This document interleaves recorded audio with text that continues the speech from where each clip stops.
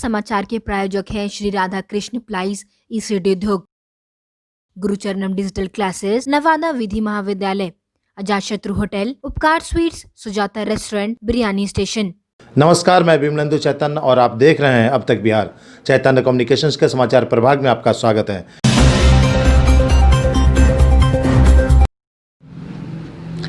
एक और जहां इस कड़कड़ाती ठंड में किसान दिल्ली में धरना प्रदर्शन कर रहे हैं अपने हक की लड़ाई को लेकर, तो दूसरी ओर बिहार के गया में किसानों के खेत में आग लगने से तपिश बढ़ गई है।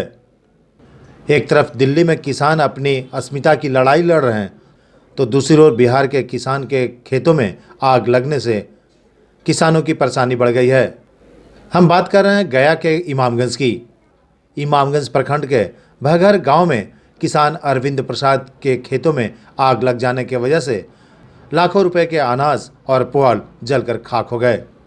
भगर के रहने वाले किसान अरविंद प्रसाद ने बताया कि उनके खेत में आग कैसे लगी इसका पता नहीं उन्हें।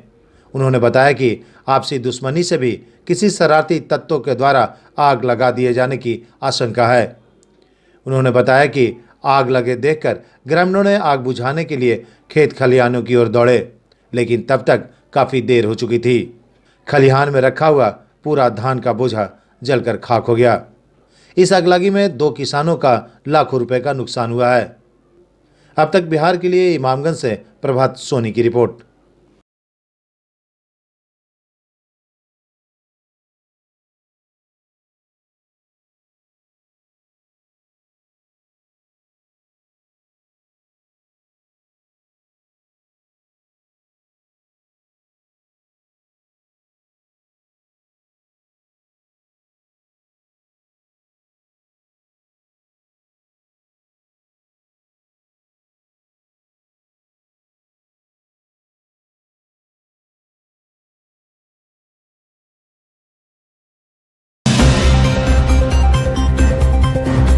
भूटान से आलू मंगवाकर मोदी सरकार देश के किसानों के जले शरीर पर नमक छिड़कने का काम कर रही है।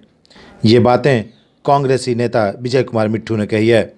उन्होंने कहा कि मोदी सरकार एक और लोकल को वोकल का नारा देती है, तो दूसरी ओर आलू, प्याज, लहसुन आवश्यक सामग्री की सूची से बाहर कर निर्यात पर भी रोक लगाकर देश के किसानों को बर्बाद करने पर आतुर है। नेताओं ने देश के बाहर से आलू, प्याज, लहसुन को मंगवाने पर तुरंत पाबंदी लगाने की आवश्यकता पर बल दिया। उन्होंने कहा कि आवश्यक सामग्री की सूची में शामिल कर इसका लागत के हिसाब से न्यूनतम समर्थन मूल्य निर्धारित कर ज़्यादा पैदावार होने पर निर्यात की सुविधा देने का काम करे।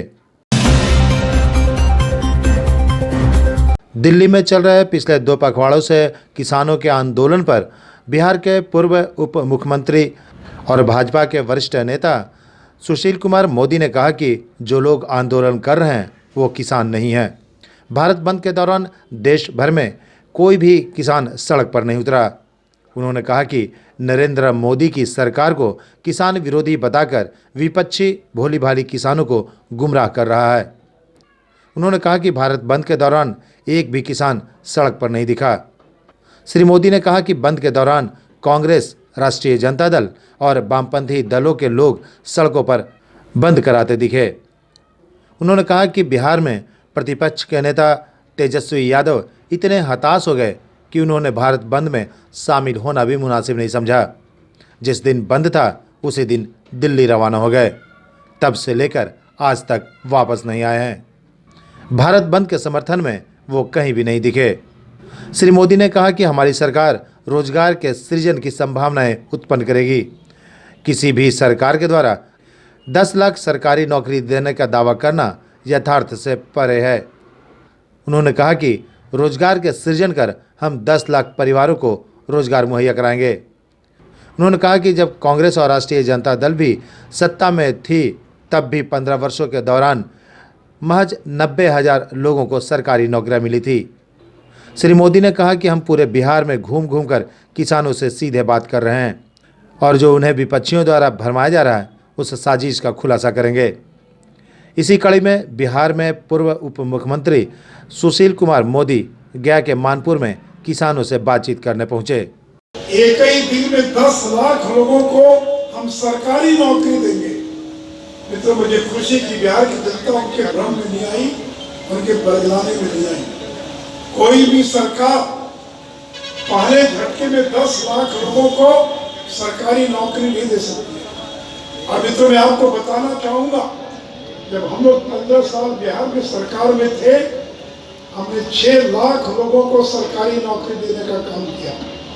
और जब राजद कांग्रेस के लोग 15 साल सरकार में थे तो फिर 90,000 लोगों को सरकारी नौकरी दे पाए थे। आज हम किसान भाई भी बड़ी संख्या में यहाँ पर इकट्ठे। और आपको मालूम है कि दिल्ली की पंजाब से लगी जो सीमा है, वहाँ पर पिछले 20-22 दिनों से किसानों का आंदोलन चल रहा है। और आंदोलन क्यों चल रहा, वो कहते हैं कि नरेंद्र मोदी की सरकार ने जो 3 कृषि कानून लाया है, उसके विरोध में हम आंदोलन कर रहे हैं। मेरे मित्रों, मैं आपसे जानना चाहता हूँ, ये कानून तो केवल पंजाब के लिए नहीं था, पूरे देश के लिए था, तो बिहार में विरोध क्यों नहीं हो रहा है? मैं अभी हरीश भाई से पूछ रहा था, इस नए कृषि कानून का यूपी में कोई विरोध है क्या? कोई विरोध नहीं। मध्य प्रदेश में नहीं, बंगाल में नहीं, आसाम में नहीं, उड़ीसा में नहीं, कांग्रेस शासित राज्य राजस्थान में नहीं। तो आखिर क्या कारण है कि केवल एक राज्य के लोग इस कृषि कानून का विरोध कर रहे हैं? अगर ये कृषि कानून किसान विरोधी होता तो बिहार के अंदर क्यों नहीं विरोध होता? और मेरे किसान भाई, मैं आपको बता दूं कि इन लोगों ने बिहार भारत बंद का आह्वान किया था। गया में भी भारत बंद हुआ होगा, लेकिन कोई किसान सड़कों पर आया? एक भी किसान मजदूर भारत बंद के अंदर सड़कों पर दिखाई नहीं पड़ा। और कौन लोग थे सड़क पर? तो राजद के लोग, कांग्रेस के कार्यकर्ता, वामपंथी पार्टियों के कार्यकर्ता।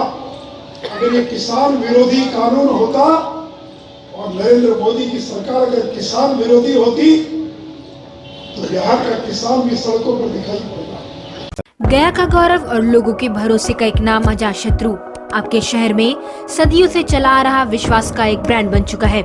यहाँ आपको सुजाता मल्टी क्यूजीन के लजीज व्यंजनों के साथ साथ उपकार स्वीट्स आपके त्योहार की मिठास को और बढ़ाएगा।